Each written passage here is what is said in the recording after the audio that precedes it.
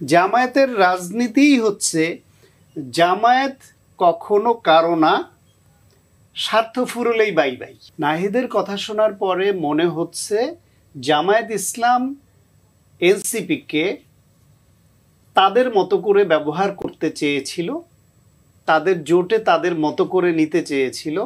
কিন্তু এনসিপির যতগুলা মিটিংয়ের আলোচনার বিষয়বস্তু সংবাদ মাধ্যমে এসছে বা তাদের নেতাদের সঙ্গে কথা বলে আমরা যতটুকু বুঝেছি, তার মধ্যে খুব কম সংখ্যক নেতা জামাতের সঙ্গে জোটের পক্ষে ছিল, কিছু সংখ্যক নেতা বিএনপির সঙ্গে জোটের পক্ষে ছিল, কিন্তু মেজরিটি সংখ্যক কোনো এই দুইটা দলের কারোর সঙ্গে জোটে না যাওয়ার পক্ষে ছিল। তো জামায়াত ইসলাম যখন দেখেছে যে তাদের সঙ্গে এই তরুণদের দলটিকে জোটবদ্ধ করে তাদের কথা মতো চালাতে পারছে না, তখন জামায়াত এনসিপির প্রতি তাদের যে ভরসাটা ছিল, তাদেরকে কাছে নেওয়ার যে আকাঙ্ক্ষাটা ছিল, সেইখান থেকে নিজেদের গুটিয়ে নিয়েছে।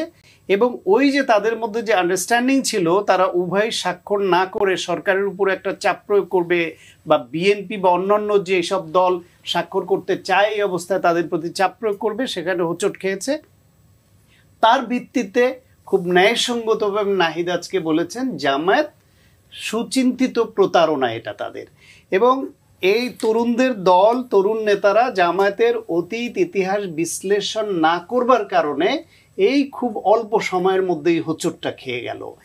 জামায়াতের রাজনীতিই হচ্ছে জামায়াত কখনো কারো না, স্বার্থ ফুরলেই বাই বাই।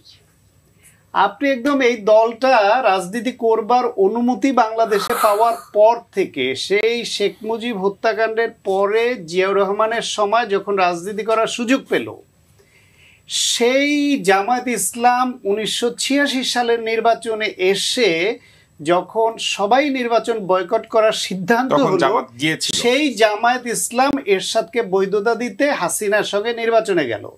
95 সনে এই জামায়াত ইসলাম এক বাক্যে বলে দেয়, জানলেও মনে করিয়ে দিতে হবে। 95 সালে বিএনপিকে ছেড়ে আওয়ামী লীগের সঙ্গে হাত মিলালো এবং বিএনপিকে নাস্তানাবুদ করলো আন্দোলন করে। 2001 সালে এসে সেই জামাত আবার বিএনপির সঙ্গে জোট করলো, ইলেকশনে করলো, সরকারে গেল, মন্ত্রী হলো। 111 আসার পরে সরকারের 5 বছর যত রকমের মধু খাওয়া যায় সব মধু খেয়ে 111 আসার পরে বললো জামাত একা, বিএনপি একা দুর্নীতিবাজ, আমরা ভালো।